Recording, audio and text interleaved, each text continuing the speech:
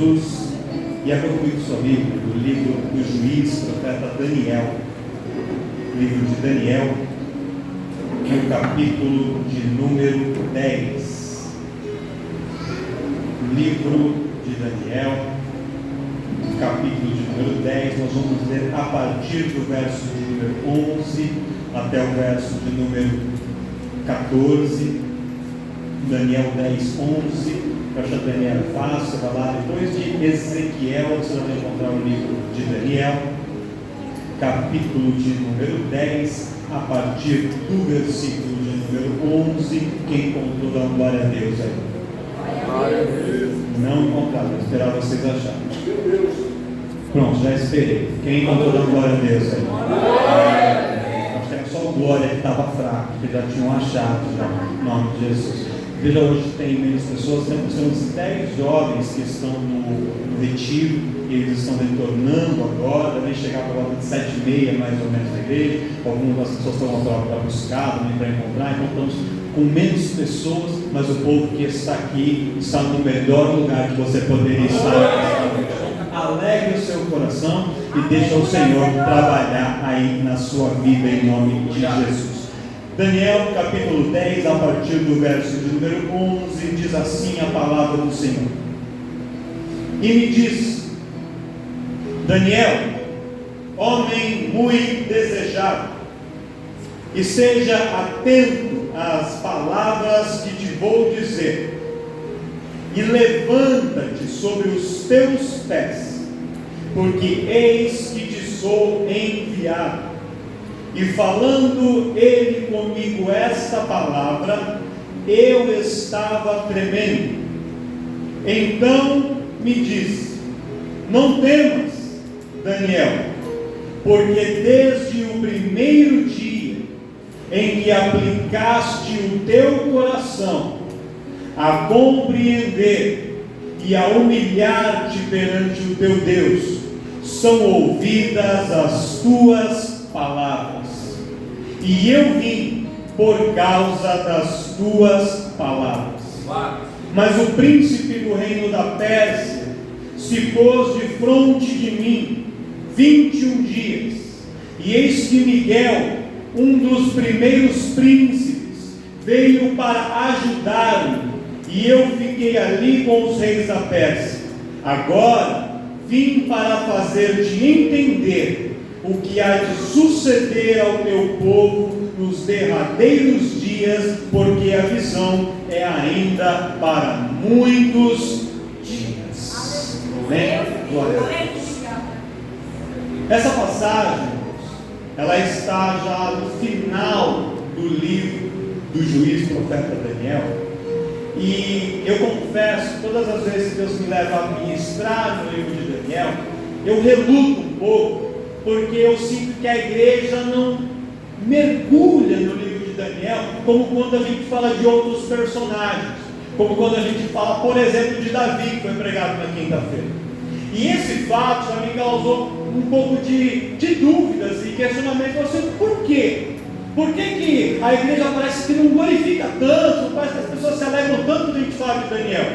E o Espírito Santo me estava no meu coração, pastor, que as pessoas se identificam menos com Daniel do que com Davi, por exemplo. Por quê? Porque quando a gente vê um relato da vida de Davi, a gente vê um personagem que é um pouco mais parecido com a gente. Alguém que acerta, que erra, que cai, que levanta, que faz a coisa certa hoje, erra amanhã, que está tudo bem um dia, no outro dia não está bem. E a gente se identifica muito porque a maior parte de nós, ou praticamente todos nós somos ainda assim.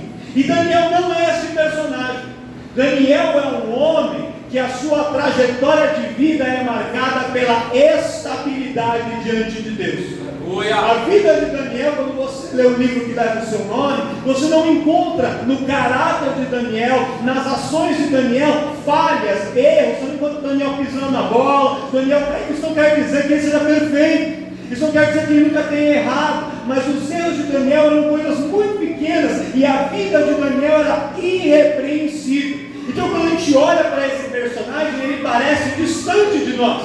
Ele parece alguém muito longe, quase que inatingível. Mas sabe o que o Espírito Santo falava ao meu coração? Daniel só conseguia ser essa pessoa, ele só conseguia ter essa conduta, ele só conseguia acertar, ele só conseguia caminhar desse jeito, porque o Espírito Santo de Deus era com ele e era na vida dele. E se esse Espírito Santo for sobre a minha vida e for sobre a sua vida nesta noite, se você clamar ao Senhor, falar: Deus, eu quero ter uma vida como a vida de Daniel, eu profetizo que hoje você sai daqui com uma unção diferente. Sabe por quê, irmãos? Porque muitas vezes a gente se contenta em viver uma vida que na segunda-feira a gente está bem, na terça a gente está mal, aí na quarta a gente está ruim, aí na quinta vai para o culto alegre um pouquinho, e a gente vivendo de altos e baixos, casamentos que vivem de altos e baixos, ministérios que vivem lá em cima e lá embaixo. Deus fala assim: ó, chega de ficar alternando, é tempo de ter uma vida de estabilidade diante dele. Deus quer olhar para você e quer te ver feliz, quer te ver pleno, quer te ver firme, quer te ver forte, quer te ver espiritualmente saudável em todas as situações. As lutas vão vir, as provas vão chegar, a perseguição virá, como veio para Daniel, mas mesmo nesses momentos eu profetizo sobre a sua vida que não haverá quedas, que não haverá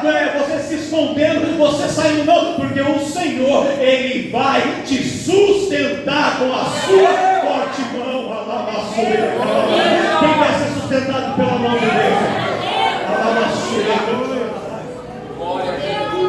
Daniel, ele vive em um momento histórico muito complexo, porque no momento em que Daniel nasce, pouco tempo depois, Eduardo, Israel é invadido pelas tropas do rei Nabucodonosor da Babilônia, e Nabucodonosor leva em 3 grupos, em 3 momentos, são 3 invasões diferentes, mas ele leva para a Babilônia as pessoas de Israel, a população de Israel. Não toda a população, mas principalmente aquela população que era formada pelos nobres, eram os sacerdotes, eram os profetas, eram os príncipes, os reis, as pessoas mais importantes da sociedade.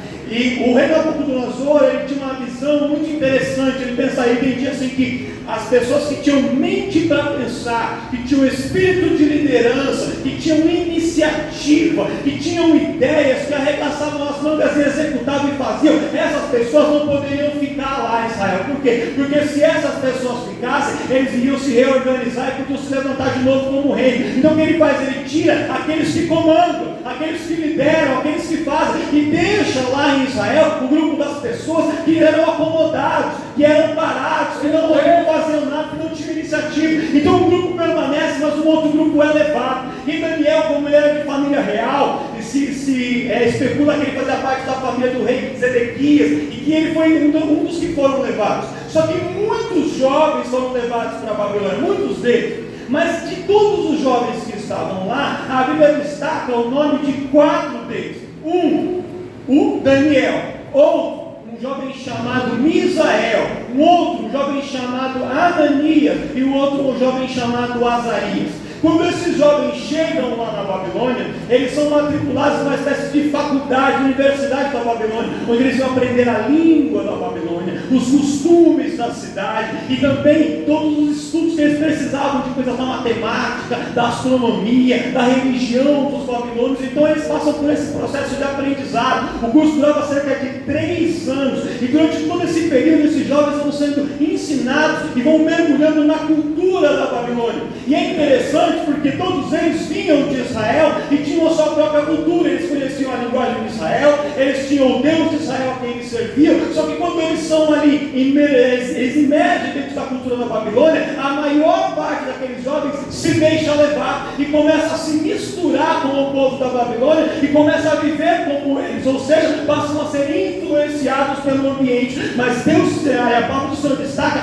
4 jovens que, mesmo em meio à Babilônia, mesmo sendo ali cercado por pessoas da Babilônia, mesmo sendo muitas vezes forçados e obrigados a estudar e aprender coisas que eles não queriam, eles mantêm o seu coração puro e irrepreensível diante da presença de Deus. Eles estavam cercados de tudo que era contrário à presença do Senhor, mas no seu interior eles estavam blindados com a presença de Deus. Eles sabiam quem eles eram, eles sabiam o Deus que eles serviam, eles sabiam para que eles tinham sido chamados e não se deixaram influenciar. E Deus já dá um alerta para mim e para você aqui, às vezes no seu ambiente de trabalho, na faculdade, no meio da família, no meio dos amigos, tem um monte de pessoas que falam palavrão, pessoas que adoram outros deuses, pessoas que acreditam em outras coisas, pessoas que até que zombam da igreja, e você tem que estar no meio deles. O meu Senhor fala assim: você pode estar no meio deles, mas não precisa ser como eles, não precisa se comportar como eles, não precisa falar como eles, não precisa se vestir como eles, não precisa ir aonde eles vão. Às vezes você tem que estar junto, mas você pode estar junto, ainda assim estando separado para a presença do Senhor.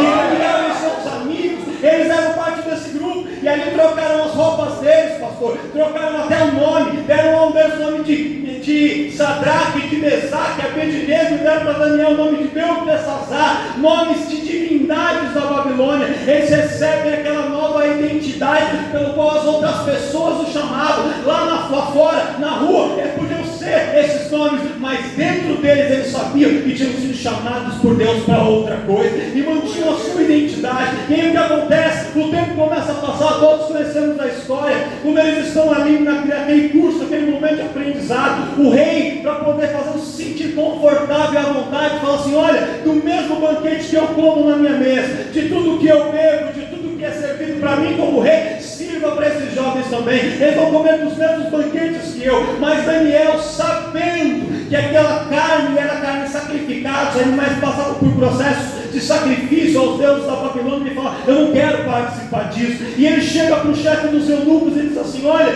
eu não quero me contaminar, então por favor, para mim e para os meus amigos, não sirva carne, não sirva vinho do rei, nós não queremos nada disso, a gente quer somente legumes, quer somente água para beber, para a gente já é suficiente. E aí o chefe dos eunucos fala assim: mas eu tenho uma responsabilidade, eu tenho que cuidar de vocês. Se vocês só comerem legumes, só tomarem água, vocês vão ficar fraquinhos, vocês vão ficar magrinhos, vocês vão ficar ali com uma aparência, um rosto caído, com um semblante entristecido, e o rei vai vir cobrar de mim. E Daniel fala para eles assim: não se preocupa, faz um teste por 10 dias, nos dá apenas legumes para comer e água para poder beber, e você vai ver que ao passar esses dias, o alimento da terra pode nos enfraquecer, mas o alimento do céu vai nos fortalecer, e permaneceremos firmes. E é interessante, tia, que dizem alguns pesquisadores que qual era o alimento que eles comiam? Eram basicamente alguns tipos de legumes grelhados, assados, ou uma espécie de sopa que eles faziam, e tinha dois ingredientes principais. Um era o feijão que eles comiam, e outro era o grão de ervilha, que a ervilha ficava a secar no sol, e quando aquele grão de ervilha estava seco, eles batiam, maceravam a ervilha e faziam com ela uma espécie de pó, quase como uma farinha de ervilha. Então eles misturavam a farinha de ervilha, uma sopa de feijão com outros legumes e eles comiam. Ou seja, eles passaram cerca de 3 anos da vida comendo feijão com farinha, comendo sopa com farinha, e estavam ali comendo aquela comida, enquanto os outros comiam a carne, comiam de tudo. Eles sentiam o cheiro, eles olhavam, talvez o estômago roncava, dava vontade, mas eles sabiam lá dentro do seu íntimo que tem coisas que a gente pode até ter vontade de fazer, mas que a gente não pode fazer, que a gente não deve fazer, e é melhor a gente se privar de algumas coisas aqui na terra para agradar a Deus, do que fazer tudo que o corpo quer e desagradar ao Senhor. E eles passam por esse período, quando acaba o treinamento, são ali graduados, começam a trabalhar servindo ao rei. Pouco tempo depois, o rei Nabucodonosor tem um sonho, e quando o rei tem um sonho, ele chama todos os magos, os astrólogos da Babilônia para desvendar o seu sonho, e ninguém conseguia interpretar, ninguém conseguia desvendar o significado do sonho.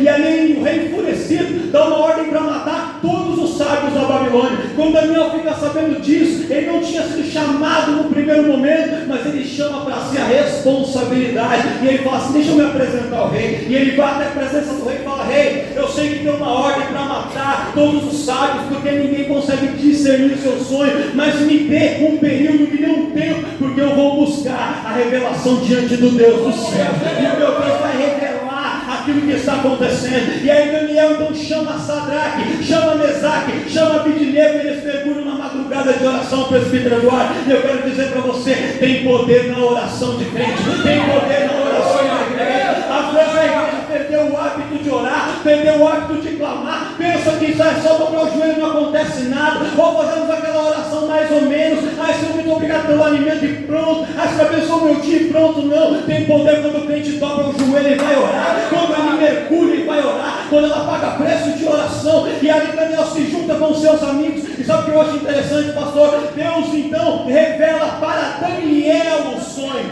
Entenda aqui esse mistério. Sadraque, Mesaque, Abidnego e Daniel, os quatro entram em oração. Deus revela o sonho somente para Daniel. Daniel vai até a presença do rei. Daniel interpreta o sonho do rei. Daniel é honrado. Daniel sobe de cargo. Daniel é promovido. E quando Daniel chega lá em cima, sabe o que ele faz? Ele fala assim: rei, você me honrou, me colocou como governador da Babilônia, porque eu revelei o sonho. Mas eu quero te contar uma coisa. Eu cheguei aqui nessa posição alta, não foi sozinho. Para que eu chegasse aqui, tem 3 amigos que me ajudaram, 3 amigos que vieram da Babilônia, que vieram de Israel comigo, 3 amigos que comeram feijão com farinha comigo durante 3 anos, 3 amigos que entraram na madrugada comigo em oração. Eu estou sendo honrado aqui, mas eu quero que você honre esses meus amigos também, porque eu nem aprendi e eu entendi. E quando eu estou por baixo, e Deus prepara pessoas para estar comigo embaixo, quando Deus me coloca lá em cima, eu tenho que me lembrar de quem me ajudou a chegar lá e honrar a vida dessas pessoas.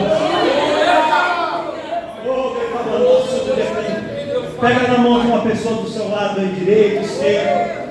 Fala para ela assim: quando Deus te colocar lá em cima, para quando Deus te honrar, quando Deus te promover, não se esqueça que eu te ajudei em oração.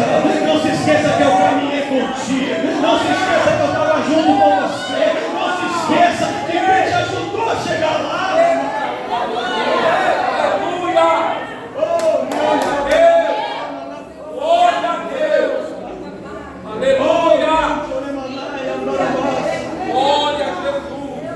A gente tem que entender o nosso papel no reino, irmãos. Nem sempre a gente vai ser o Daniel da história. Nem sempre a gente vai ser o que brilha, o que revela o sonho, o que vai até diante do rei. Mas às vezes a gente é o Sadraque, Mesaque e Abidnego que está ali nos bastidores. Mas mesmo quem está nos bastidores pode não ser visto pelos homens, mas ainda está sendo visto por Deus. Aleluia! Deus manda dizer assim para pessoas aqui: você pensa que eu não estou te vendo, que eu não estou enxergando, que eu não estou contemplando, mas eu tenho visto a tua vida e tem honra preparada de Deus para você. Talvez o teu chefe não reconhece, talvez na família não teve reconhecimento, talvez no meio do grupo não teve reconhecimento, mas Deus tem honra preparada para a tua vida. E no momento certo, que o momento está chegando, Deus vai tirar do anonimato e vai colocar em posição de destaque. Quem acredita nisso, levanta a mão, põe a mão para o alto e dá um glória a Deus bem forte. Agradece a Deus, vai agradecendo e exaltando a Ele.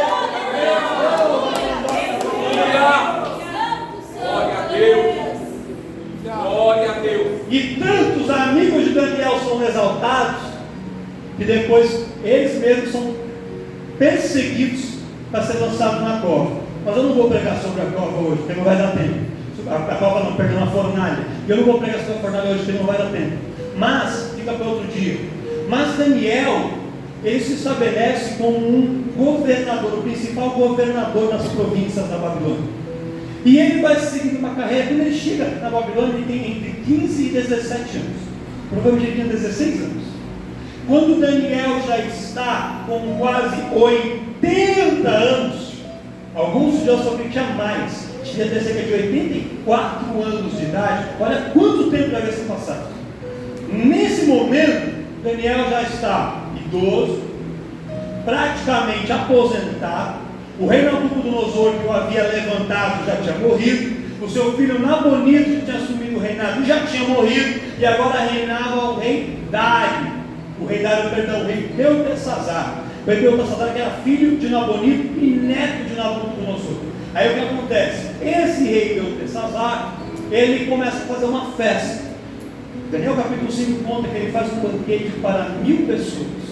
E nesse banquete, o vinho rola solto, muita prostituição, tudo aquilo que não agradava a Deus.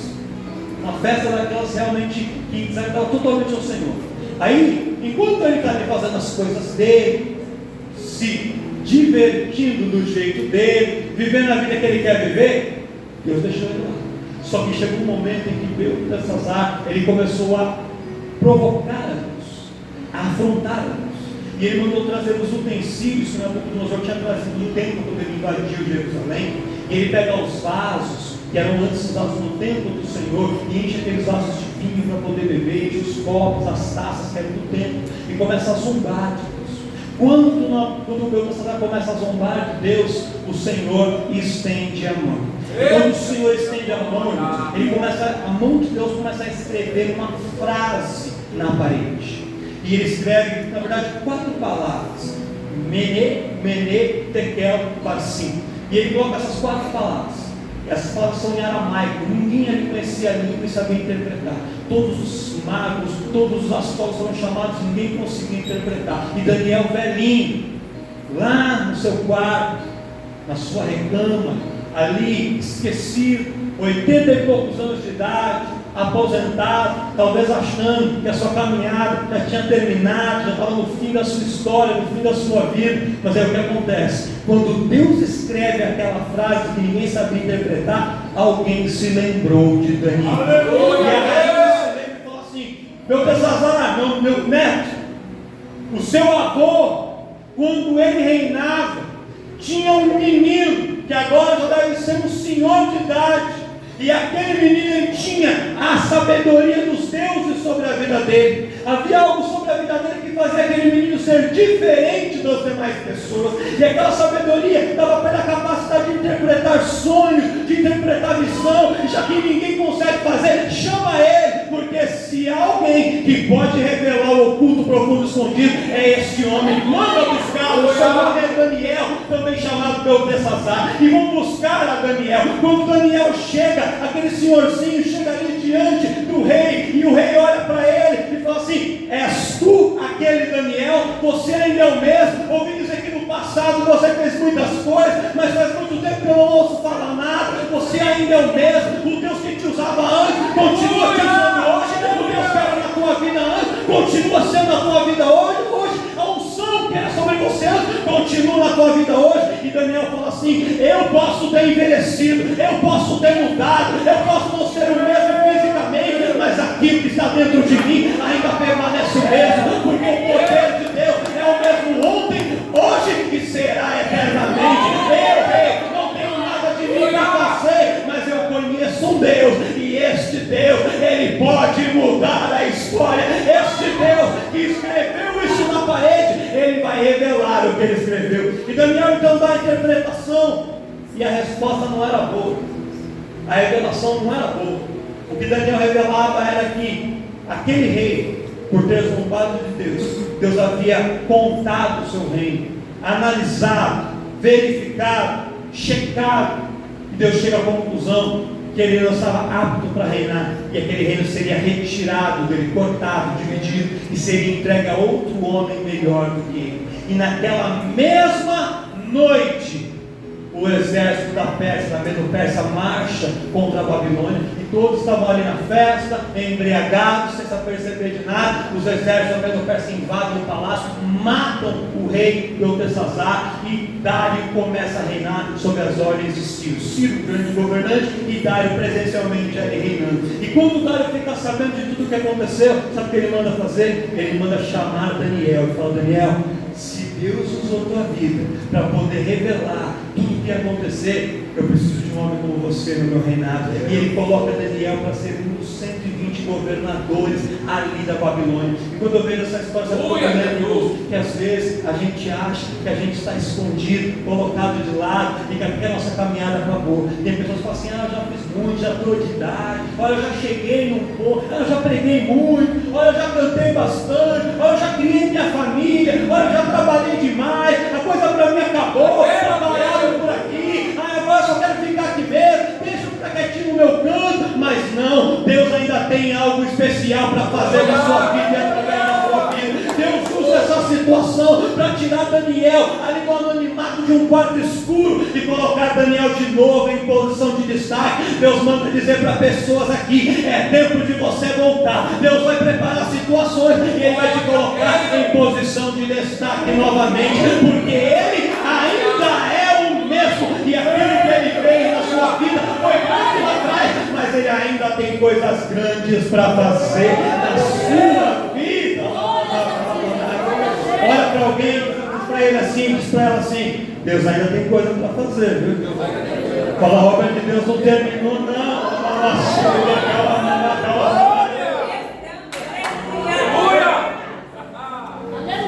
E veja que interessante, isso é o capítulo 5 de Daniel. Daniel não tinha nem ido para a cova dos leões ainda. Ele já tinha 80 e poucos anos. Olha só a situação. Ele achando que tinha acabado, mas espiritualmente, o que Deus ia usar Daniel para fazer ainda não tinha nem começado. Às vezes a gente acha, irmãos, que Deus não tem mais nada para fazer na nossa vida, mas Deus tem propósito de coisas tremendas, coisas grandes, no espiritual, na vida profissional, na vida familiar. Os melhores anos da sua vida ainda estão por vir. O melhor de Deus ainda está por vir para a sua vida. Não ache que acabou, porque o Senhor ainda tem surpresa para nós. Aí Daniel segue ali, importante, cargo de presidente, da província, as perseguições, mas ele foi lançado na cova. Não vou pregar disso também hoje, deixa eu não dá tempo. Mas ele continua no seu posto, até que Ciro, que era o governante principal da Pérsia, ele decide vir para tomar o seu lugar ao trono. Dario estava ali como um representante, como um vice-presidente, embaixador, e Ciro vem para tomar o seu lugar.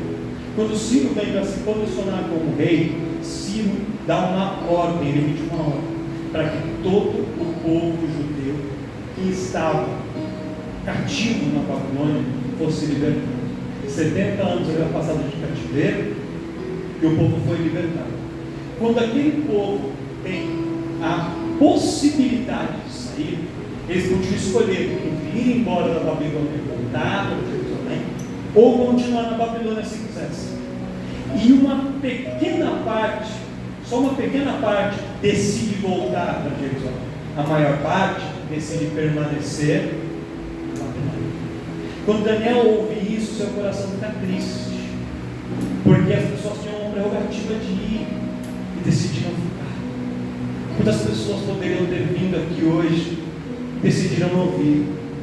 Quantas pessoas têm a possibilidade de servir a Deus, estar no culto de quinta, de participar de um departamento, de se envolver, e às vezes preferem não ir, preferem optar por outras coisas, e o coração de Daniel se entristece, e ele começa a ficar triste, e aquela pequena parcela do povo volta e começa a reconstrução, só que eles eram poucos, e eles não tinham dinheiro, eles não tinham recursos para a construção. E aí quando eles chegam e começam a reconstruir, vê todas as dificuldades daquele processo de construção do templo. Aí os samaritanos, que eram os dissidentes dos judeus das outras tribos, um povo meio inimigo, parente mais inimigo, eles se oferecem para ajudar. E aí o povo então fala assim: não, nós não queremos a ajuda de vocês.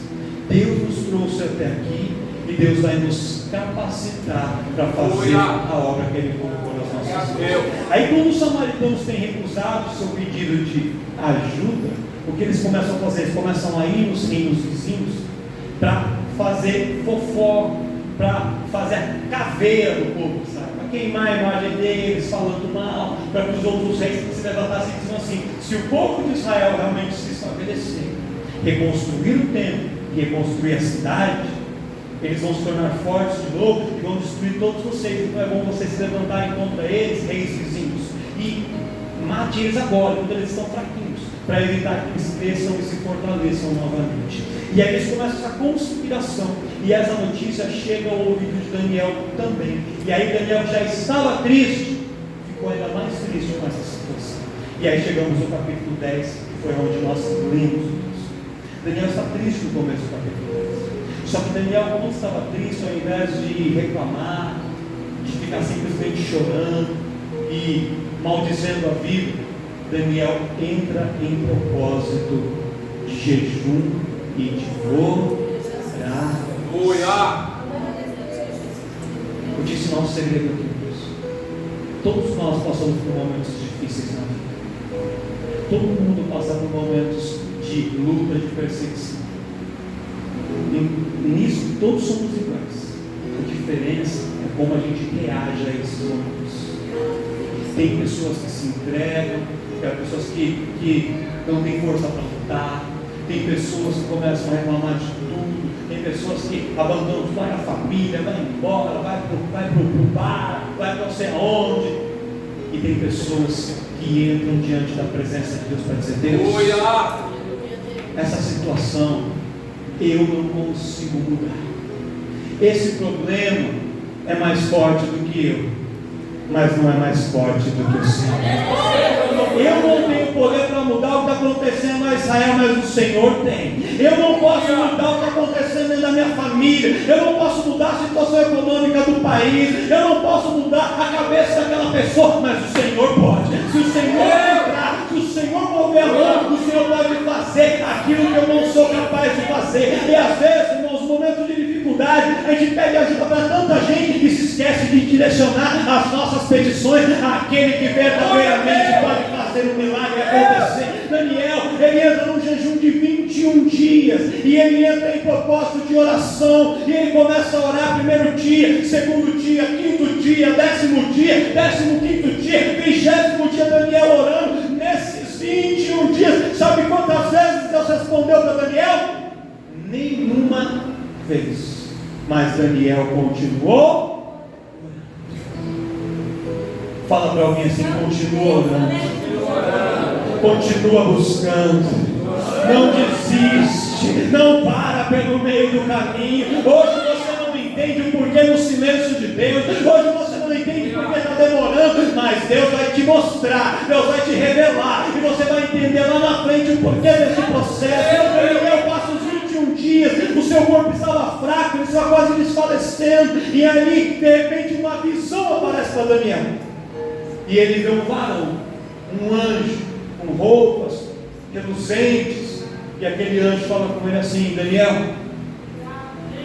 desde o primeiro dia, Daniel, em que você se colocou com o propósito de buscar a presença do Senhor, em estudar a palavra do Senhor, em vir para o culto, mesmo quando estava chovendo, quando estava frio, quando estava calor, desde o primeiro dia que você decidiu fazer parte do ensaio e vir se dedicar para tocar o pandeiro, para pegar a música, para fazer a coreografia das voltas.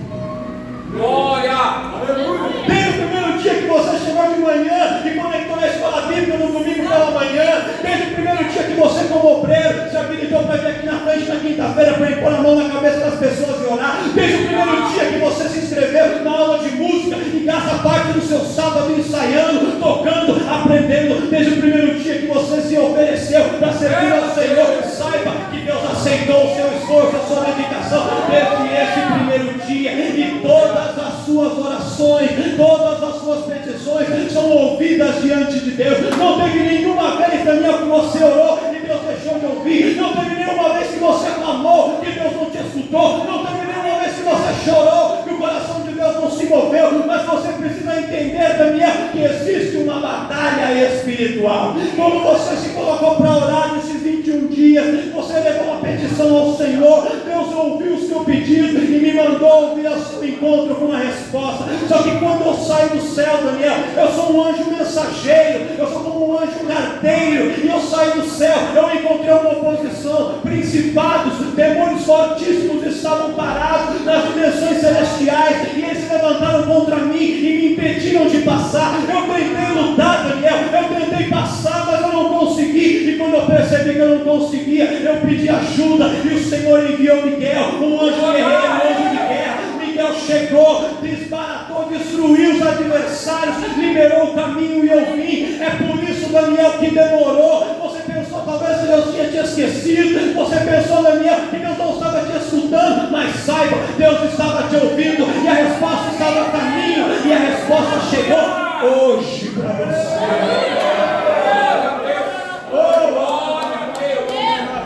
Glória a Deus.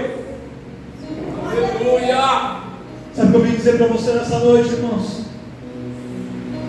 Há uma guerra espiritual muito grande para tentar impedir Deus de te responder, de fazer na tua vida o que Ele prometeu que Ele vai fazer.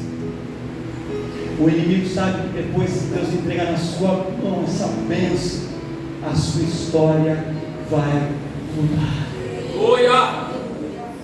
Ele sabe que depois Deus entrar na tua casa e o primeiro ou a primeira ali se converter, com aquele lá vai vir todo o resto junto de você e sua casa, que chegou o Senhor na eternidade. Que depois que Ele prosperar aquele negócio, a sua vida financeira vai fazer assim, ó. Nossa.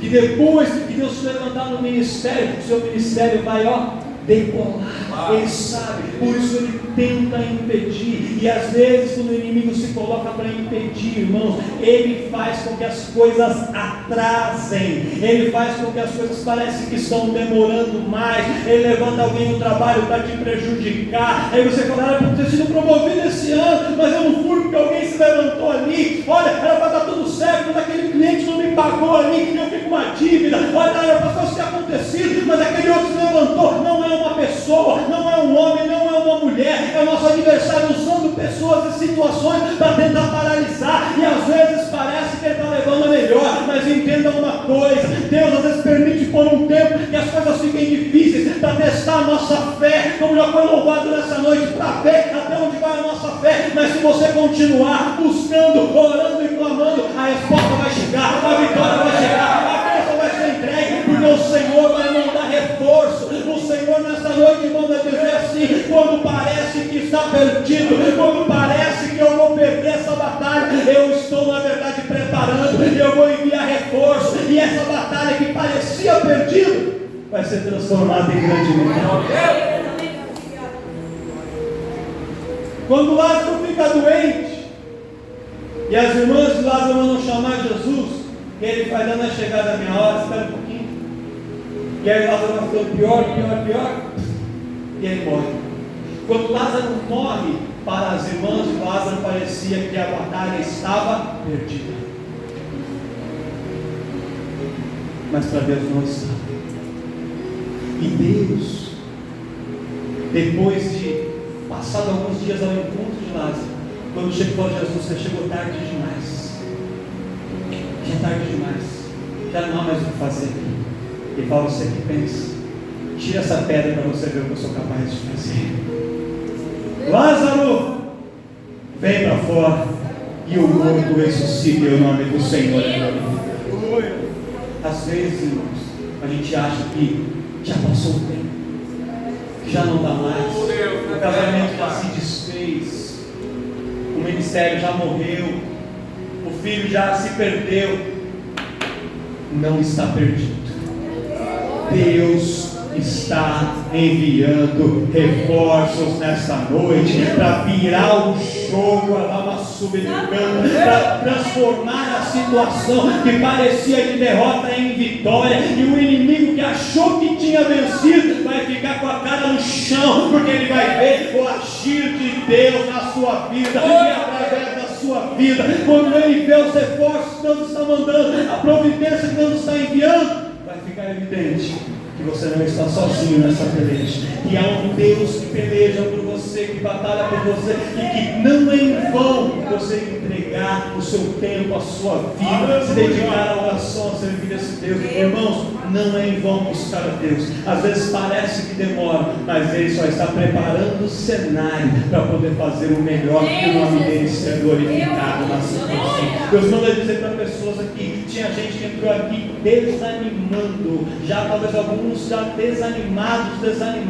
achando que já estava perdido. Deus manda dizer assim, ó, levanta a tua cabeça. Desde o primeiro dia que você colocou essa petição diante do Senhor, Deus ouviu as tuas palavras, e por causa das tuas palavras, Ele mandou essa pregação nessa noite para te dizer, eu estou enviando reforço, eu vou mudar o quadro da história. O que hoje é choro vai virar alegria, o que hoje é desânimo vai virar esperança, e o Senhor será glorificado nessa situação. Se você acredita nisso, já dá uma salva de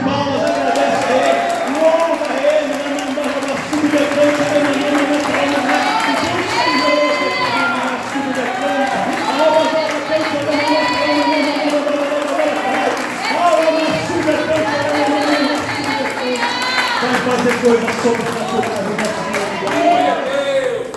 Oh, glória a Deus. Aleluia. Glória. Graças a Deus. Aleluia. Esses 3 minutinhos que eu tenho antes de encerrar, Deus me deu uma visão, e eu não sei para quem é, porque Deus não me fez ver pessoas, Deus me fez ver uma situação, ou melhor, 2 situações. Primeira situação, tem alguém aqui clamando por uma pessoa que está encarcerada, que está numa prisão. Não sei se é sobrinho, se é tio, se é primo, se é irmão, se é esposo, se é filho, eu não sei. Mas tem alguém clamando por uma pessoa, por um jovem, por um homem que está encarcerado.